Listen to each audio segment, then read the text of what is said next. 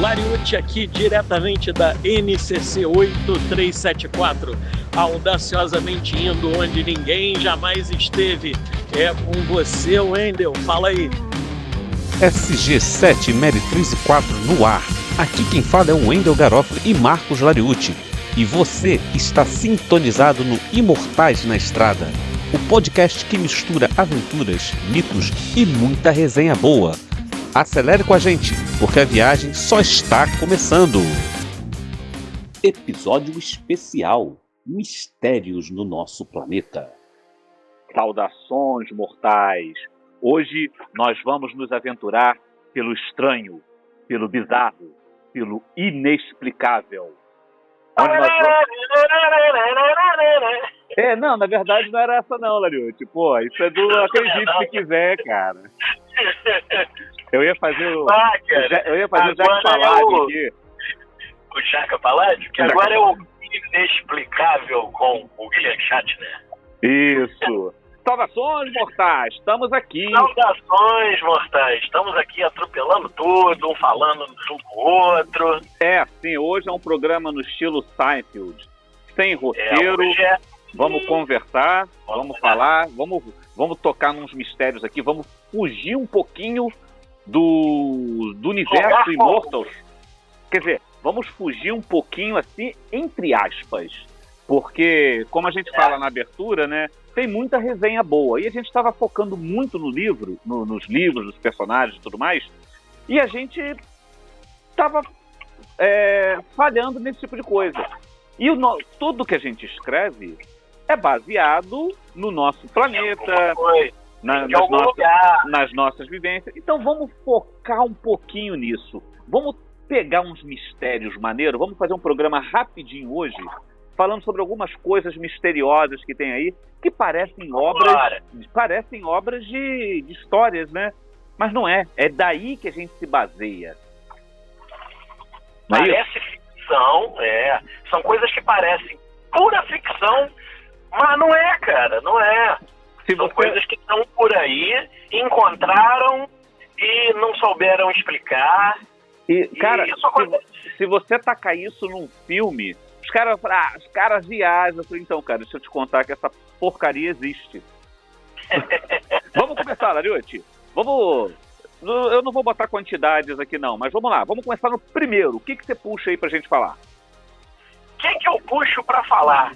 Cara, vamos falar assim, já que o nosso tema é coisas que existiram, que não tem lógica, né, de acordo com a história que é aceita, que nós somos uma civilização que veio evoluindo aí desde a Idade do Bronze, né, a Idade do Ferro, e aí a nossa tecnologia veio avançando aos poucos e tal. Como é que se explica? Aceitando a cronologia oficial, né? Como é que se explica? Vamos falar de uma coisa que está até próximo da gente. Mas vamos lá. Mecanismo de Anticítera. E aí? Então, para quem não sabe o que é isso, vamos lá. Encontraram esse negócio. Ele tem cerca de 2.000 anos de idade em um naufrágio grego em 1901.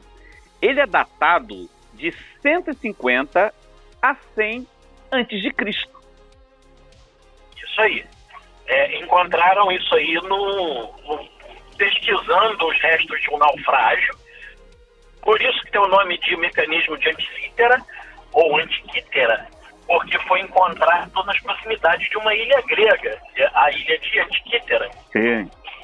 E aí, segundo a história, vamos lá, o que é essa jossa aí, essa bodega que encontraram? É um computador analógico. Oficialmente não é nada. Oficialmente é um mistério. Ninguém admite que é esse trem. Mas já fizeram modelos com impressão 3D e tal das peças, porque são peças de metal de quantos anos, Wendel? 2.000 anos, mais ou menos? Mais ou menos isso, né? E, cara, é cheio de engrenagem a caixa. Então, fizeram o modelo, né? Refizeram com impressão 3D um modelo do mecanismo e botaram para funcionar, cara. E essa porra simplesmente consegue medir eclipses lunares e solares, consegue medir o movimento dos planetas do sistema solar com precisão dos nossos computadores atuais. Pois é. Só que é um bagulho totalmente analógico, feito de engrenagens. Mecanismo tal que só foi existir tecnologia compatível a partir do século XIV e XV. Tem algumas reconstruções deles que mostram que dentro, cara, ele tinha de 30 a 37 engrenagens. Cara, são coisas pequenininhas feitas dentro de uma caixa numa época onde... Cara, o que a gente tinha de tecnologia na época? Alguma coisa, mas assim, o que mais impressiona o mecanismo de Antikythera não é nem a construção das engrenagens, mas a finalidade dele. Por quê? Como inserir cálculos matemáticos precisos para ser medido através do funcionamento dessas engrenagens de coisas que teoricamente não se tinha conhecimento ainda, tipo os planetas do sistema solar. Pois é, quer dizer, aí a gente passa por uma coisa interessante e eu já vou puxar uma outra aqui. Vamos lá, já vou ligar essa com a outra. Conhecimentos esses, aí os caras podem falar, não, mas os egípcios tinham, né? Mas tem uma galera que nessa época aqui a Europa vivia numa maravilha, né? De tecnologia e tudo mais. Mas do outro lado do oceano, aqui onde a gente está, onde a gente tem... O Novo Mundo, que não era nem conhecido. Pois é. Até o século XVI. Aqui, a galera tinha um nível de conhecimento matemático, cara, fantásticos. Parecidos até com os dos egípcios. E aí que a gente vai fazer o link. As pirâmides. Porque, cara, se você fala me fala de uma pirâmide, de imediato os caras vão falar o quê? Gizé. Pirâmides de Gizé. Só que aqui, no nosso cantinho, um pouquinho ali mais pra cima, a gente tem pirâmide maior. A gente tem complexos de pirâmides. Pois é, muito maiores. Não é Teotihuacan, lá no México? Teotihuacan. E o engraçado, falando de pirâmides, sabe que Teotihuacan, assim como as pirâmides de Gizé, Teotihuacan também está alinhado com o cinturão de Órion. Pois é, cara. E aí? Quem que fazia? A questão é, o pessoal vem e fala, mas aí vocês descobriram como é que construiu as pirâmides e que as estruturas mais sólidas, mais estáveis eram de bases grandes e subindo. Tá, beleza, eu saco de engenharia. Mas estamos falando com o arquiteto, né? Pois é. Mas a questão é a seguinte, não é como eles fizeram, entendeu? Não é exatamente o que eles fizeram, mas os cálculos, as informações que estão contidas no que eles fizeram. Entendeu? Exatamente. Tem aquela sacada de, como assim? Cara, e aquele negócio... Eles podiam fazer, porra, tanto é que tá lá, fizeram. Sim. Mas as informações que estão aqui, o subtexto do negócio... Cara, e a maneira como o alinhamento que as coisas têm, o conhecimento matemático necessário para você fazer aquilo. E vamos lá, vamos botar assim, mas os caras não podem ser inteligentes? Beleza, os caras podiam ser gênios disso. Mas os caras estão fazendo alinhamentos com estrelas. Eles estavam fazendo esse alinhamento só olhando para o alto, cara? Não. Pô, Ah, mas antigamente tinha menos poluição, né? Tinha menos luzes, era mais fácil ver as estrelas. E o que não pode ser visto a olho nu?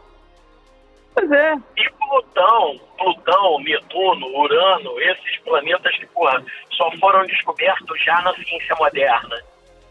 Pois Entendeu? é. Aí você pega os sumérios, pega o pessoal lá do Crescente Fértil, as civilizações antigas mesopotâmicas, que é onde a ciência diz que começou a civilização, apesar de Göbekli Tepe, Esse é maneiro. Assim, 6.000 anos, 10.000 anos mais antigo. Mas tudo bem, vamos partir do princípio que começou ali na Mesopotâmia. Eles têm registros e cálculos que são feitos do movimento de translação das órbitas de planetas do Sistema Solar que não podiam ser vistos a olho nu. Muito menos calculados, né? Os seus movimentos, as suas órbitas calculadas, sem ser visto no planeta. E aí? Como chegou nesse conhecimento? Então, quem que passou... Vamos lá. Vamos lá. Curiosamente, todas essas civilizações, eles dizem de onde veio esse conhecimento, né? Eles dizem. Aí que tá. Não, mas como é que tá? Porque os caras fizeram isso. Então, vocês já perceberam que todas as civilizações, eles falam assim, como que eles aprenderam isso? Que veio uma galera do céu que explicou tudo pra eles e depois foi embora dizendo que ia voltar. Todos eles falam a mesma coisa. Aí os caras falam, não, mas eles não quiseram dizer isso. Não, eles quiseram dizer o quê? São todas as civilizações. Tem isso, não é? Não um cara. Eles tomaram ayahuasca. É por isso que eles disseram isso. Santo Daime. E olha só que curioso, né? Se a gente for pegar as pirâmides, tanto do Egito quanto no México, na China, e mais essas que tem subterrâneas, a gente tem uma coisa curiosa, que são várias pedras montando o negócio, né? E as estruturas monolíticas? Monolíticas, assim, gigantes. Caraca, maluco. E hoje em dia seria difícil você conseguir construir um templo. Eu vou citar um aqui. Tem um templo esculpido na Índia, que é o templo de Kailasa, o Kailash. Lá no estado de Maharashtra. Nem aquilo que os caras fizeram com o sisal, cara. Porra, cara, é uma rocha que os caras foram cavando e construindo. Não é uma caverna que os caras montaram, não, cara. Olha as imagens do negócio, olha o nível de detalhe dos caras. Aí você tá me dizendo que os caras fizeram aquilo ali com um cinzal? Cinzal de bronze. Cara, de cobre. Não era a idade do ferro, cara. Nem arranha a pedra. Aí eu vi um vídeo, uns anos atrás, dos caras mostrando. Vamos lá. Olha como eles faziam. Tem uma planta complexa. Não. Eu já assisti esse vídeo. Se fizesse do jeito que eles estavam dizendo, ia demorar, 200 anos pra fazer o negócio. É o vídeo que o cara coloca os caras botando uns pedacinhos de madeira, molhando, aí o negócio vai inchando e quebra. Mas os caras tinham tempo antigamente, né? Não, vamos lá, beleza. Dá pra fazer assim, se explica, tá? Agora, eles esculpiram num bloco monolítico que era uma montanha. Pra onde que foi o bota fora dessa porra? Então, era pra ter montes de pedras em volta naquele entorno ali. E essa montanha é de basalto. Pra onde foi o basalto? Não foi. Não tem. Os cientistas já admitiram que... Então, não tem local pra onde foi isso aqui. Pra onde foi? É como o cara que escava um buraco pra poder fugir da cadeia, né? Ele tem que botar essa areia em algum lugar. Cadê, cara? Cadê essa porcaria de basalto? Onde é que os caras derreteram? Mas aí... Os caras fizeram pirâmides? Tem um material aqui, ó. Presos agora no assunto, né, de astronomia. Tudo bem, vamos passar para, ao invés de ficar no cálculo matemático aí do movimento das estrelas, vamos passar para uma outra, aqui na América também. Se não me engano, é Colômbia. Aí eu não vou lembrar exatamente o nome, mas encontraram um disco esculpido numa rocha, que é uma rocha muito parecida com granito, que eu agora não lembro, eu não sou muito bom de geologia. Eu não lembro qual é o tipo da rocha, mas é uma rocha que ela, apesar de ser rígida, a estrutura dela é montada em escamas, então ela seria péssima para esculpir porque ela vai descamando, ela vai esfarelando. Ah, é o disco de lidita. Ah, isso aí. Que tem informações genéticas, não são astronômicas, são informações genéticas. E aí? Não é à toa que o negócio é chamado de o disco da sabedoria. Pois é, porra, os astecas, os maias, eles tinham lá microscópio para poder observar estruturas celulares e tal, para poder esculpir esses dados numa rocha. Como é que faz esse negócio? Me explica aí, meu parceiro. Então, eu não sei dizer aliens, mas diz aliens! Não é isso que o nosso amigo fala? Cara, então, a gente tem as explicações oficiais. Falando explicação oficial, tem um cara aí conhecido da galera,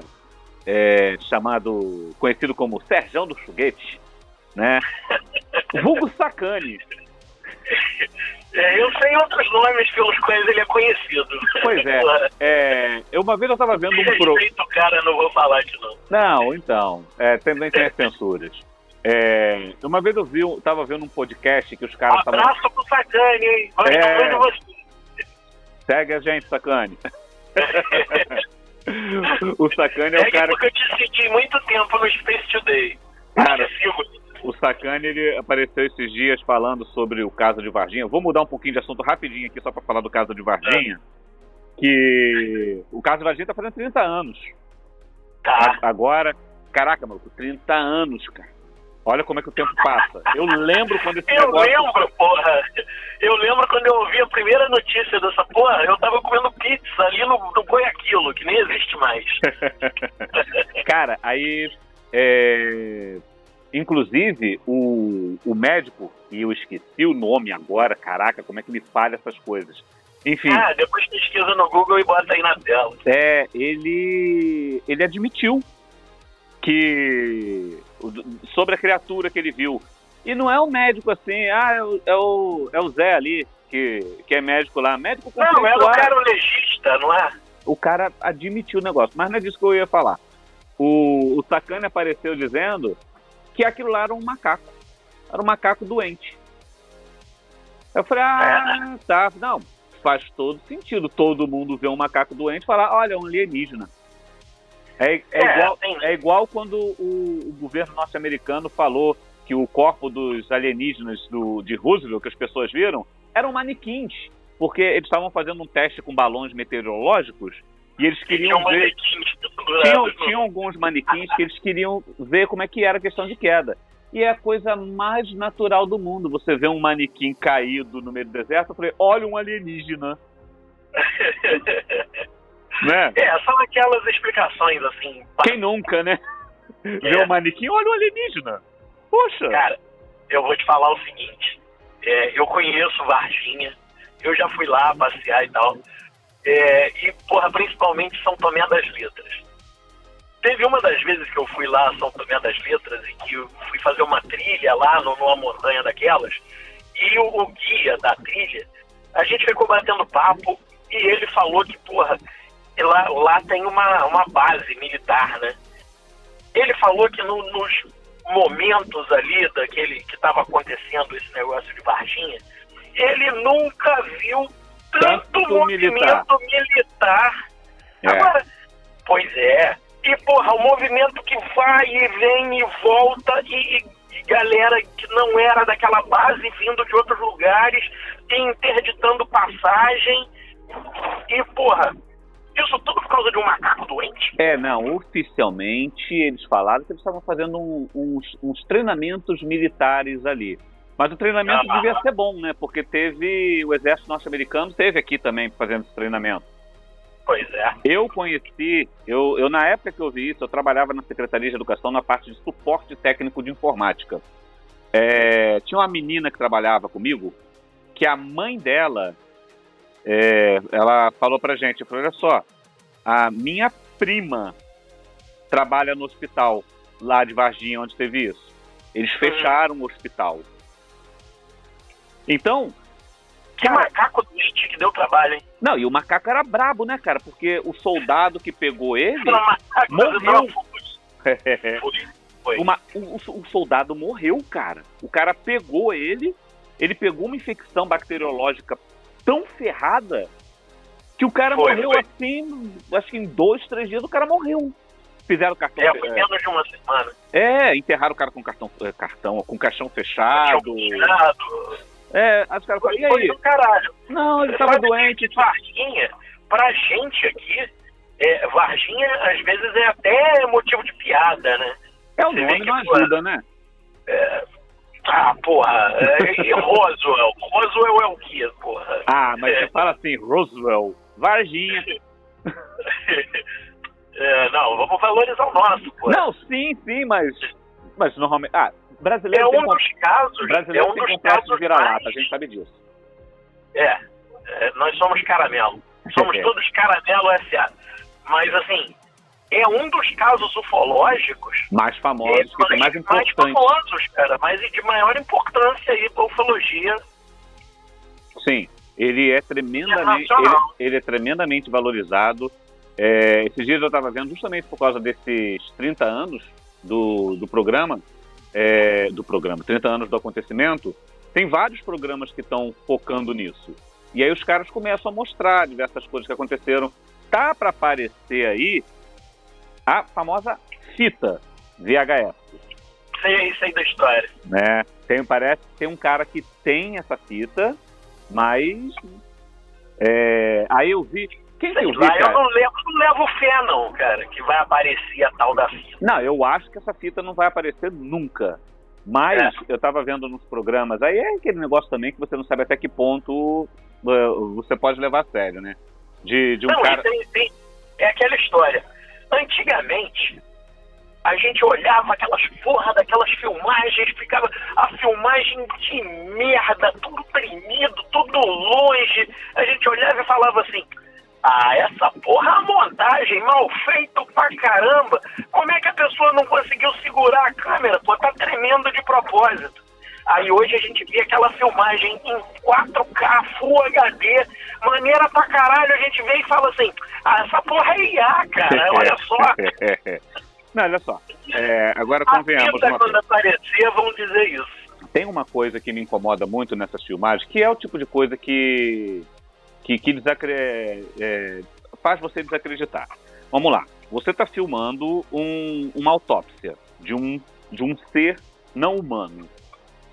Você vai imaginar que você vai ficar focando naquilo, certo? Sim, claro. Não, aí tem uns close bizarros, os caras ficam movendo a câmera para um lado, para o outro, você fala, cara, não tá querendo mostrar o negócio. Aí é o tipo de coisa que faz você desacreditar. Falei, não, pô. Se o negócio fosse, por mais que o cara... porra, na hora. Isso, por mais que você tivesse uma qualidade de imagem ruim, mas você iria focar o negócio. Você iria mostrar ali. Aí você... Não, e ficar num ponto, né? E assim, não ia ter zoom, close, porra, troca de ângulo, edição. Pois é. Esse é o tipo de coisa que faz você ficar assim, isso aí não me convenceu, não.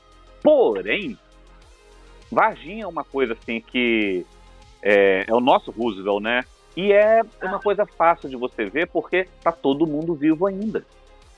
As meninas que acharam... E os caras dizendo que foi o Mudinho. Eu falei, não, sim, as meninas olharam o Mudinho e falaram assim, é um alienígena. Ninguém conhecia o Mudinho, desde sempre, né? Pois é. Aí os caras, pra ferrar o negócio, pegaram uma foto do Mudinho, também agachada. Eu falei, é só para. Onde que você vai ver Pô, caraca, maluco. O cara nem deformado era. Pra você Pergunta olhar. pro Vilela da onde foi que ele tirou a ideia para fazer o desenho lá da capa lá da história de Varginha, que o ET de Varginha é cria do Vilela, né? Você sabe. Não sabia, não, é? Foi ele que foi o ilustrador de uma revista que fez o desenho do ET de Varginha como ele é, né? Como a gente conhece aí. Não Ele sabia vestia disso, não. marrom com os chifrinhos. Não sabia disso, não. É da época que o Vilela era ilustrador. Porque isso é a descrição que as meninas fizeram, né? Mas vamos lá, estamos focando muito em Varginha aqui. Vamos pra outra. Puxa outra aí. Aí, cara, vamos falar o seguinte agora. A gente está nesse foco todo de tecnologia, tá falando um pouquinho de alienígenas, tecnologias misteriosas, coisas antigas e misteriosas. Não. Quem foi que falou em alienígenas? Eu não falei. Me prova o contrário. Sucalos falou. Alien! Pois é, esse cara é uma barata. Vamos falar de uma coisa polêmica pra caramba, que é outra coisa que teoricamente existe explicação, mas aí a gente abre umas margens para umas coisas muito misteriosas, que é o mapa do Almirante Piri Reis. Mapa de Piri Reis, Isso daí também tá lá, porra. Você acabou de falar no Tsukalos. Também tá lá, eram os deuses astronautas. Pois é, cara. Pra quem não conhece, o mapa de Piri Reis, ele foi produzido em 1513, no auge das grandes navegações, Sim. pelo Almirante Piri Reis. Ele era um navegador que, quando acharam esses mapas dele, ele informou que aquilo ali, na verdade, não foi tudo traçado por ele. Ele traçou coisas baseadas em mapas mais antigos que ele foi encontrando. Era compilação de mapas, porque, inclusive, ele se baseou em mapas de navegadores portugueses, porque tem coisas escritas quase que em português no mapa, se você olhar direitinho. E curiosamente, né, ele não era só um cartógrafo, ele era um homem do mar, ele era um almirante otomano, experiente, né, envolvido em campanhas militares, navegação e estratégias marítimas. O verdadeiro nome do maluco... não era nem Piri Reis. O nome dele era Muhid Piri. Reis era um título naval, que é equivalente a comandante ou almirante. Ele viveu num período que dominar o mar significava dominar o poder, comércio e informação. Agora, o mais importante é que ele deixou escrito no mapa que não criou tudo sozinho. Ele utilizou cerca de 20 fontes. Isso aí. E ele botou lá a nota de rodapé. Mas por que a gente está falando do mapa de Piri Reis? Conta aí pra galera, Lariuti, o que tem de estranho nesse mapa? Pra gente estar comentando. Vamos lá. Vamos contextualizar que esse mapa é datado de 1513, a época das grandes navegações, entendeu? Já havia sido, Cristóvão Colombo já tinha chegado na América, tá? Mas o que se dizia era que o continente das Américas, era um novo continente, né? Ele tinha sido descoberto. O Novo Mundo. Então, porra, é o Novo Mundo. Como que o Piri Reis ia se basear em mapas bem mais antigos? Acredito que quando ele diz mais antigo, não é, porra, 10 anos, 15 anos, eram mapas bem mais antigos. E ele retrata nesse mapa, que foi traçado sobre pele de gazela, lá ele. toda a costa da América do Sul. Dos dois lados, tá, gente? E um trecho do que tá mais do que claro ser a Antártida. Mas calma aí. A Antártida não podia ser Antártica, né? Porque só foi descoberta no século XIX, não é isso? Pois é. Então, mas calma aí. Isso são as fontes oficiais. São as fontes oficiais. E curiosamente não era uma Antártica gelada. É isso que eu ia falar agora. Inclusive, os contornos do mapa de Piri Reis revelam uma Antártica com seu relevo antes de ser coberto de gelo. E aí, vamos para o fato mais curioso. Como a gente gosta muito de falar em Däniken, e foi como... Acho que foi basicamente o que introduziu a gente nessa coisa da gente pesquisar, de ver esses mistérios. Esse inconformismo com a verdade, né? Porque era uma época que... Verdade imposta, dogmática. Era uma época que a gente não tinha internet, então não tinha facilidade de a gente pesquisar tudo que tem hoje. Então, quando nos chegou o documentário Eram os Deuses Astronautas, que começou a mostrar esse monte de coisa, aí de vez em quando tinha uma revista aqui, né, Grandes Mistérios, arquivos UFOs e tudo mais, aí começam a mostrar algumas coisas que era a fonte que a gente tinha na época. E aí, qual é a curiosidade disso? Segundo o documentário do Däniken, e aí outras pessoas aceitaram depois, a maneira como o mapa está desenhado parece que é uma visão sendo vista de fora do planeta. Ou pelo menos de muito, muito alto. Ou pelo menos muito alto. E aí, como que um cartógrafo ia ter esse início do século XVI. Pois ia ter esse tipo de... Mesmo você fala assim, não, mas ele traçou. Não, beleza. Mas a maneira que ele traçou, quando você coloca o mapa no globo, as peças se encaixam. Você consegue ver o final da América do Sul exatamente no contraponto da Antártida. Você começa a ver que tem coisas que você fala, cara, parece, não parece? Mas e aí? Parece. Mas e aí? A gente está buscando, a gente está vendo, tá achando pelo em ovo, porque aí é que tá, né? Então é tudo uma grande coincidência. Pois né? É uma grande coincidência. Ele deu sorte de fazer o desenho desse jeito. Pois calhou, né? Calhou. Porque tipo assim, o relevo da Antártida só não era congelado há tipo, sei lá, acho que 35 milhões de anos. Pois é. Mas aí é que tá, né? A explicação acadêmica, vamos lá, os especialistas afirmam que o mapa apresenta várias distorções típicas de documentos antigos, que são resultados de junção de fontes diferentes, escalas diferentes, técnicas ainda limitadas de projeção cartográfica.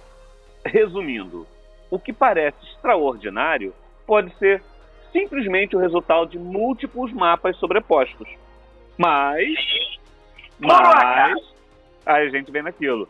Beleza, eu aceito essa sua explicação.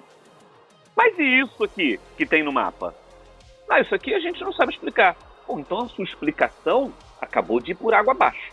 Como que você tem credibilidade para afirmar que o resto é do jeito que você falou? Pois Bom, não significa que esse conhecimento veio do espaço, né? A gente não tem como afirmar isso. Mas a prova de que parte do conhecimento antigo ainda surpreende porque a gente subestima o quanto o mundo estava conectado há 500 anos, é aí que tá, né?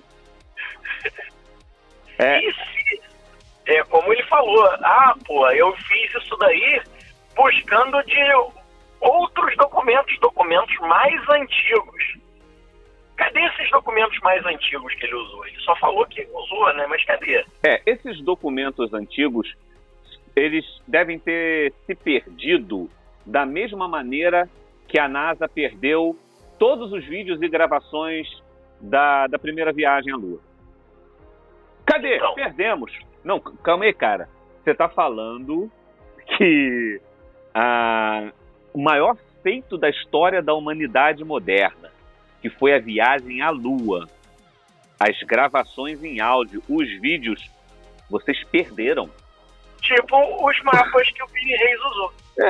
Eu acho que tá tudo dentro da mesma caixa, no mesmo depósito. Ou então... Do daquela caixa que a gente falou outro dia. Ou então a gente fala aquela coisa que os grandes líderes costumam fazer, né? Então, isso aí não vai ficar legal. Queima Ninguém precisa saber disso. Não, mas a humanidade não está preparada para saber disso. E falando nisso, antes da gente ir para o próximo tópico, me lembrei de uma coisa curiosa. Eu não sei se nós estamos em 2026, eu não sei se foi ano passado, ano retrasado, eu não sei se você soube que lá na Europa teve uma convocação de todos os líderes religiosos, de todas as religiões grandes, para eles discutirem alguma coisa. Isso é fato, isso aconteceu. Tá? Tem um relato disso tudo. Tem. Mas, cara, registros. o que será que eles conversaram? O que eles conversaram lá, ninguém sabe. Mas é Foi curioso, um campeonato de truco. Pois é. Aquele bando de cara. Vamos lá, vamos terminar nossa partida aqui. Um grande campeonato de sueca. O que será que todos esses líderes estavam fazendo que ninguém sabe? Aí, cara, aí vem aquela coisa. Se não tem nada demais, pra que o segredo, né? Aí abre margem pros malucos aqui ficar pensando, não, os caras estavam tratando de conspiração de dominação mundial, de revelação de alienígenas, de anjos, de demônios. Ou coisa pior. Não era nada disso. Então conta o que é. Não, vocês não podem saber. É tipo assim, mãe, o que você comprou pra mim de aniversário? É surpresa, Zequinha. Pô. Vamos lá. Então, mudando um pouco de assunto. É aquele potinho de cueca, com 3 cuecas coloridas. Aquele com elástico na ponta. Galera, a galera... Já ganhei. Lembra disso? Eu ganhava isso de aniversário, cara. Quem que dá um pote com 3 cuecas de aniversário pra uma criança, cara? Pelo amor de Deus. Aquele negócio era horrível. Isso aí desbloqueou memórias, hein? Eu vou ver se eu acho alguma imagem na internet e coloco aqui. Porque, caraca, que era traumatizante. Vamos lá. Mudando, mas não mudando muito, tem uma outra coisa curiosa aqui, que é aquela... Eu acho que nós falamos isso a respeito das pirâmides, de você ter várias coincidências espalhadas em todo o planeta. Então, vamos falar de umas estatuetazinhas que foram encontradas, chamado Dogu. São estatuetas no Japão, no período da Idade da Pedra. Pois no Japão. Como que são essas figuras, Darius? Cara, essas figuras, elas são, assim, impressionantes, tá? Essas figuras... Deixa eu só cortar deixa eu só cortar um negócio aqui pra você. Só pra gente datar de quando foi encontrado essas figurinhas. Essas figuras são datadas de até 14 mil anos. De 14.400 antes de Cristo, no período Jomon. Período Jomon. Inclusive, discute-se que durante esse período, nessa época aí, o Japão não era uma ilha, ele era ligado ainda ao continente. Exato. Isso a gente já abordou no universo Immortals. Sim, é porque, afinal de contas, 14 mil anos, a gente tem personagens já perambulando por ali. Já. Se não me engano, foi no Lendas 1. Pena que a gente não pode dizer o que ele viu por lá. Era chamado Nakatsukuni. Exatamente. Que era a junção da ilha do Japão com a península da Coreia. E então, o Japão era ligado, ele realmente foi ligado nesse período entre 26 mil e 12 mil anos atrás. Tinha essa ligação através de Hokkaido. Isso não é viagem não, gente. Isso aí é geologia, hein? Isso é geologia. Isso é fato. Isso é fato. Isso é fato. Isto existe. Essas estatuetas do Gu, elas datam desse período. São action figures, né? Desse período. Oi? As figurinhas são action figures, né? As figurinhas de 10 a 30 centímetros. São figurinhas normalmente de figura humana ou humanoide. Humanoide. Humanoide. Tem alguns animais também. Sim. Mas é mais raro. Mas são animais humanoides. Antropomórficos. Pois é. E uma das características que chama a atenção é que essas estatuetas, elas representam pessoas que parecem estar vestidas em trajes bem complexos, que podem lembrar até armaduras, entendeu? A trajes de astronautas. E curiosamente, o que eles falavam? Não, isso aqui são representações de deuses que vieram das estrelas. Pois é. É sempre a mesma desculpa. Não, isso são deuses que vieram das estrelas. Aí você pega essa estatuazinha, essas aí a gente consegue botar imagens pra galera ver como é que elas são curiosas, cara. Elas realmente parecem, e curiosamente, elas parecem aquelas que estão para poder nivelar a pressão, né? Porque elas são grandonas. Parece que os trajes, parece que eles estão com... parece que um ar comprimido por dentro. Pois é, e a partezinha final, né? Onde seria a parte final dos membros, onde seriam as mãos, aí seriam normais. Ou então tem algumas que parecem até ganchos. Hein? Ganchinhos, isso, né? E uma coisa muito característica é a parte da cabeça deles, que grandes olhos, e assim, parece que são capacetes, porque, inclusive, isso foi observado pelo Eric von Däniken, que ele colocou no livro dele, eram os deuses astronautas, ou carruagens dos deuses, que ele conseguiu observar, e ele falava assim, olha, isso são roupas com fechos, entendeu?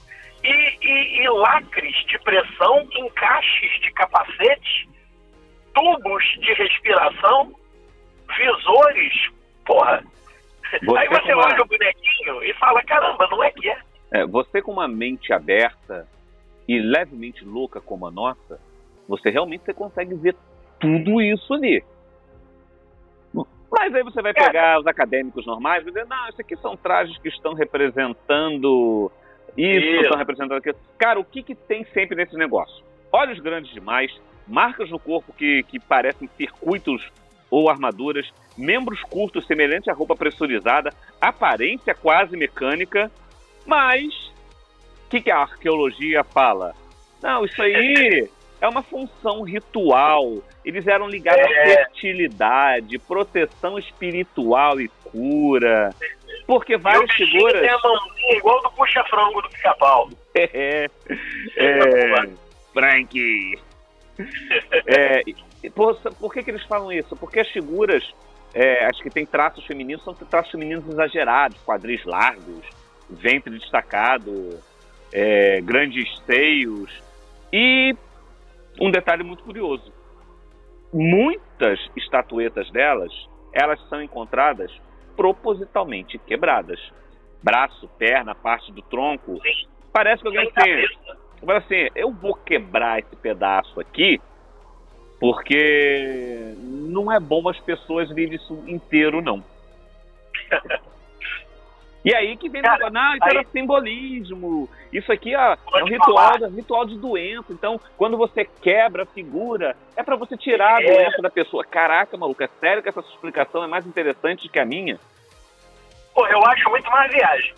Aí, olha só, falando em viagem, quando a gente fala a respeito de interpretar essas estátuas, essas representações antigas de murais, de gravuras e tal, vamos voltar aqui para América Latina, cara. Não tem lá aquela tampa do sarcófago daquele é Pacal, não é? É, Pacal. Ah, porra, o cara que tá dentro de o cara tá num veículo descendo. A tumba diz que conta a história da descida de Pacal ao submundo. Aquilo ali, ele tá num cesto descendo pro submundo. Aí você olha aquilo ali, aí você pensa, que viagem, maluco, você tá vendo isso ali? O cara tá sentado. Eu tô vendo ele num veículo, entendeu? Com guidon. O cara tá sentado, uma mão num painel, outra mão numa alavanca, um pé não parece que ele tá num pedal. Um respirador na boca. Nem que aquilo é um cara morto dentro de uma cesta indo pro inferno. Falei, cara, e na frente... Ayahuasca. Não, e na frente você vê coisas que parecem computadores embaixo da cesta. Ele tem uma turbina no final do equipamento. No topo ele é alongado. Cara, aquilo parece muito com uma cápsula espacial. Parece muito, mas muita coisa. Não, parece com mas novamente, né? Novamente, não. Você tá vendo isso aqui porque a sua mente consegue ver coisas modernas. Mas nessa época não existia nada disso. Eles não podiam representar uma coisa que eles estavam vendo pela primeira vez. E ó, falando daquelas curiosidades que eu disse, as imagens do Dogu, que essas que a gente estava falando são do Japão, tem na Mesopotâmia, na Valdívia, na América do Sul, no Egito, na América Central, esse é maneiro, da América Central, maneiro que tem os enigmáticos rostos olmecas, que é aquilo que você vê, caralho, maluco, é um cara com um capacete. Aí você fala, não, olha só, isso é um leão. Mas olha o visor, tem um olho humano dentro dele. É nitidamente um capacete. Tem um olho humano dentro. E, porra, o cara tá com um tubo respirador. Não, aquilo não é um tubo respirador, aquilo simboliza... maluco, pelo amor de Deus. Cara, novo que simboliza, é um tubo respirador. Você olha e você vê que é um tubo respirador. Pois é, cara.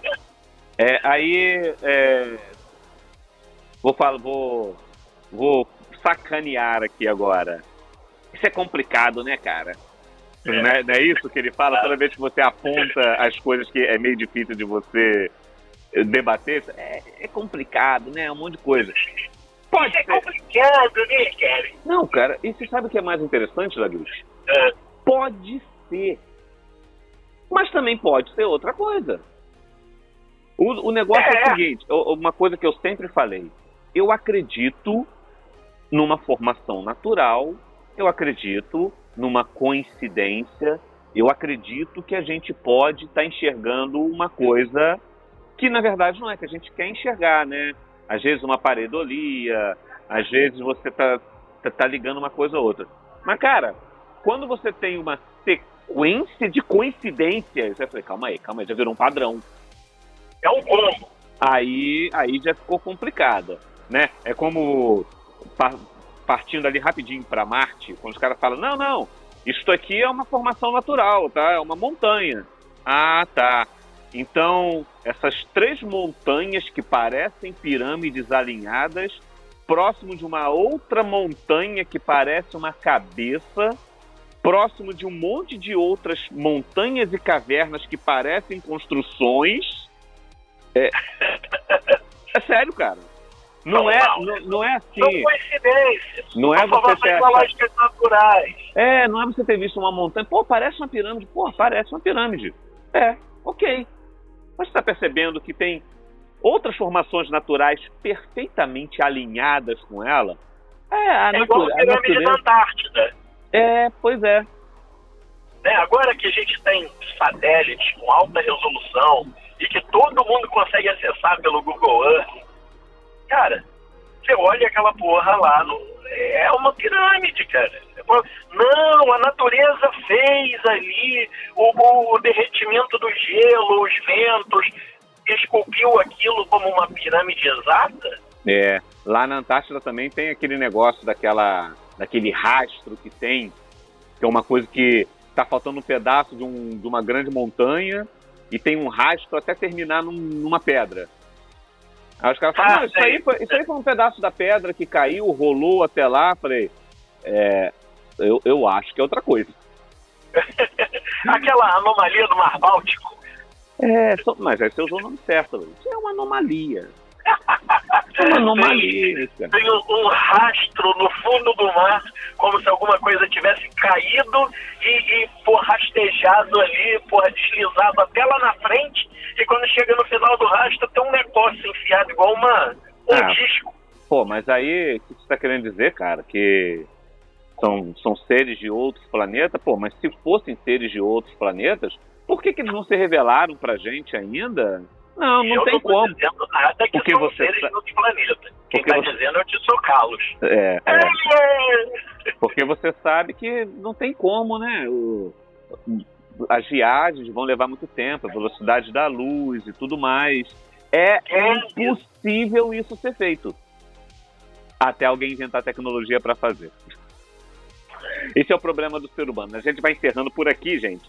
Mas isso aí foi aquela reflexão. O papo é bom, mas fica pro próximo. Não, mas a gente deixa aquela resolução assim, né? O ser humano tem a mania de achar que é dono da razão em tudo. Então, como eu não sei fazer, como a minha tecnologia não permite fazer, não é possível. Como as leis da física que eu conheço até agora, né, não permitem, não provam que isso é real. E curiosamente existem diversas teorias, né, leis teóricas. Já me lembrei até do Sheldon agora. Assim, teoricamente é possível, mas a gente não tem como fazer. Então, mas teoricamente é possível. Mas aí é aquele problema, né? A gente deixa espaço para a imaginação. Vamos ver, porque grandes escritores e a ficção científica precisa disso. É com isso que a gente consegue evoluir. Isso aí que você falou, eu assisti por acaso um vídeo falando exatamente de um caso desse. A fotografia, a máquina Polaroid, cara. Você sabe que o cara que pensou no sistema, né, de fazer a fotografia instantânea, ele resolveu na cabeça dele em 30 minutos como que faria, e depois levou 30 anos para poder desenvolver, 60 anos para desenvolver essa tecnologia. Pois é, não é esse caso que a gente está falando? Exatamente. Muita coisa que era, desde a física clássica, quanta coisa que se imaginava, se teorizava e achava que não era possível, e a física moderna veio resolvendo esses problemas. E aí a gente tem que deixar esse tipo de coisa para os grandes pensadores, aquela galera que consegue ver além, e falei, não, vamos continuar, eles não vamos ficar presos nisso não. E aí, cara, é assim que vai a evolução. Daqui a pouquinho a gente está vendo, 2026 é o ano da grande revelação. A gente sabe que alguma coisa vai acontecer, pelo menos tem muita coisa estranha acontecendo aí. Já tem um bocado de tempo que o ano é o ano da grande revelação. Mas esse ano aí, por causa daquele... Como é que se fala? É o disclosure, né? Aqueles negócios aqueles eventos que estão acontecendo lá no Pentágono, aquele monte de julgamento lá. Não sei, vamos esperar mais um pouquinho, né? De repente, mais alguma coisa vai acontecer. Já está na hora mesmo dos caras chegarem só, essa fazenda de formiga aqui não está dando certo não, vamos dar um jeito nisso. Então, gente, vamos encerrando por aqui, espero que vocês tenham gostado desse formato aqui, totalmente diferente. Não falamos de livro, não falamos de personagem, mas tópicos curiosos, mas né? Daqui sai muita ideia, hein? Mas é daqui que saem as ideias.